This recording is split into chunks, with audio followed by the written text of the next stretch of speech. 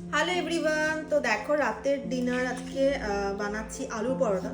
তো আলু পরোটা করার জন্য তোমরা ভাবছো তো এরকম গোলা দিয়ে আলু পরোটা, তো আটা মাখা বা আলু সেদ্ধ সেই সব ঝামেলার থেকে আজকে ইজিভাবে এই সব কিছু দিয়ে মিক্স করে নিয়েছি। এর মধ্যে আছে ময়দা, তারপর আলু, পেঁয়াজ, টমেটো সব কিছু দিয়ে স্পাইসেস সব কিছু দিয়ে মিক্স করে জাস্ট এটাকে এবার ওই যেমন বেসনের চিলা হয় বা সুজি দিয়ে যেমন হয়, তো তেমনিভাবেই এটা এখন তেলে একটু ফ্রাইং প্যানে অয়েল ব্রাশ করে দেন এটাকে ভাজবো। তাহলে চলো আমি বানাবো আর তোমাদের সাথেও শেয়ার করবো। চলো, এই দেখো আমি এখন ফ্রাইং প্যান বসিয়ে দিয়েছি, অয়েল গ্রিস করে নেব দিয়ে যেমন ব্যাটার দেওয়া হয় তেমনিভাবে। এটা খেতে বেশ ভালো লাগে, ঠিক আলুর পরোটার মতনই অনেকটা হয়ে যায় আর কি, ইজিভাবেই করা হয় আটা মাখা বা ময়দা আলুর পুরো সব ঝামেলা থেকে। এটা একবার ট্রাই করে তোমরা দেখতে পারো, আমার তো বেশ ভালো লাগে এটা খেতে। চলো জাস্ট অয়েল ব্রাশ করে নিলাম। ব্যাটারটা একটু ঠিকভাবে রাখলে আর কি ভালো লাগে, ঠিক হবে আর কি। দেখো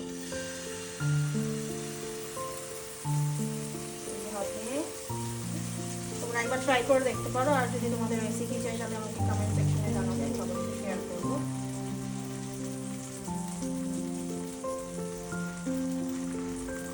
এইভাবে দিয়ে দিলাম, একটু স্প্রেড করে নিলে উল্টো দিয়ে দিলাম। তোমরা এটা ঘি, বাটার, সস যেভাবে যার যেরকম ইচ্ছা সেভাবেই খেতে পারো, তো বেশ ভালো লাগে আর কি খেতে। একটু আলুটা একটু ক্রাশ করে দিলে যাতে একটু গোটা গোটা থাকে, তো মুখে বাজবে, তো সেটা ভালো লাগে।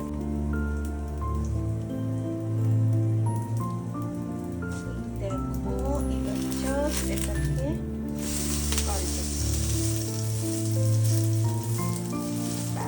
এটাকে একটু লাল লাল ক্রিস্পি করে ভেজে নিলে তো আরো বেশি খেতে ভালো লাগবে। তো দেখো হয়েই গেছে, আজকে সময় নিয়ে ভাজতে হবে। আমরা আজকে এটাই ডিনারে আমরা খাবো। বেশ এটার মধ্যে আটা ময়দা দিয়ে মিক্সও করা যায়, আমি এমনি র ময়দা দিয়েই বানাচ্ছি।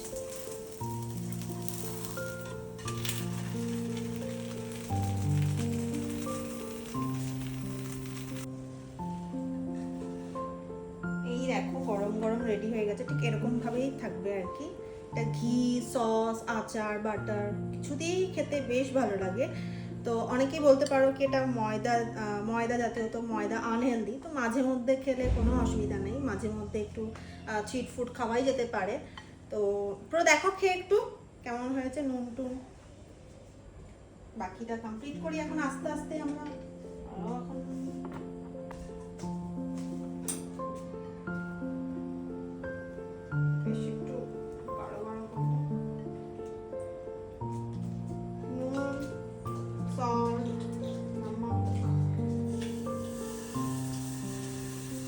এখন ঠিক আছে,